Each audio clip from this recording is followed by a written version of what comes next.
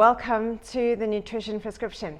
We're going to look today at creating a meal that feeds your mitochondria, which is the powerhouse of your cells. And to do that, we need to ensure that you're getting maximum absorption and creation of an enzyme called coenzyme Q10, which enables our bodies to turn fuel or food into energy.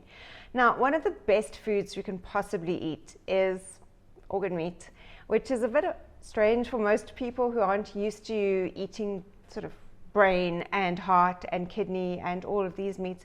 The nice thing is that they're really cheap and widely available, but what we've got to ensure is that they are organic, or at least free range and free from any pesticides and chemicals, but specifically hormones. So what we're going to do today is show you how to cook chicken hearts. And when you think of chicken hearts, it's quite revolting actually. And you look at these little things, they look quite literally like little beating hearts, and they're quite firm, and they're surrounded by a nice layer of fat. And the fat is the really important factor that helps us to absorb our fat-soluble vitamins and to produce coenzyme Q10, which again is crucial for our production of energy. So what I'm adding to the fat here is paprika, so smoked paprika. You've got an incredible smell. Some black pepper or white pepper, and some sage. And it's really, I think, really important to heat up the oils and the spices first, because you release the aromas. So once the spices have started warming up and you can smell those fragrances, we want to add about half a cupful of onion, chopped onion, brown onion or red, doesn't really matter. And you want that to get really nice and soft. And there's a lot of fat going on here, and there's a reason for that. The whole purpose of this recipe is to fill you up and keep you satisfied for a long period of time. And I don't think it really is the calorie value of fats that keep you full and give you energy. I'm sure it is the mitochondrial energy that's produced from a lot of these foods that keep you full and not looking for satisfaction elsewhere.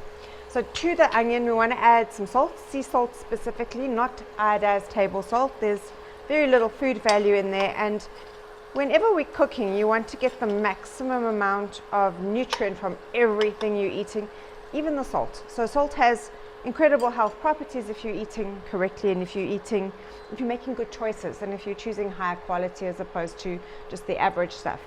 So the onions are busy sauteing in the coconut oil and all of our herbs and spices. And now, as soon as that starts to go soft and starts to brown, I want to add some chopped celery stalks plus leaves, and you're looking at about 3 big stalks of celery. And again, I want that to go nice and soft, and we want to just soften all the vegetables and the spices and the fats together, because that's going to create the flavor. So the flavor is in the spices and the fats, and the longer you can gently leave that to cook, the better. Once that's all saturated and full of flavor, we're going to start adding the protein, and of course the bone broth, the mushrooms, and everything else. So this meal is pretty inclusive of all your nutrients. It's full of vegetables, it's full of the polyphenols and phytonutrients that you find in the vegetables. It's full of protein and tons of healthy fat, as you know. So just before we add the chicken hearts, I want to put in a good whack of butter. I think this will probably end up being around 100 grams of butter.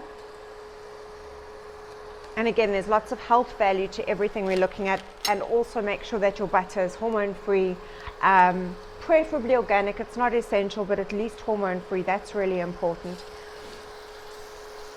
And what we want to do with all these fats is make sure that we are releasing or enabling the absorption of all your fat-soluble nutrients, which is really important for the intracellular communication, brain health, and specifically cellular energy production. So this is bubbling away really nicely. The herbs and spices smell incredible. So I'm going to start adding the hearts, and these are tiny little things. They will shrink in the heat, and you can add the whole lot. Now these cost 15.78 Rand, and this makes a meal. This is enough for 2 adults, or as a starter, a family of 4, bearing in mind there are more vegetables that are going to go into this. So now I want to add some bone broth, beef bone broth. Again, you want to be as organic as possible. Chicken bone broth will work equally as well.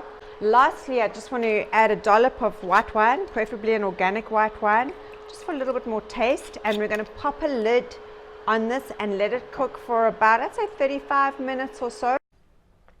So once your dish has rendered down quite a lot, I'd give it about 45 minutes.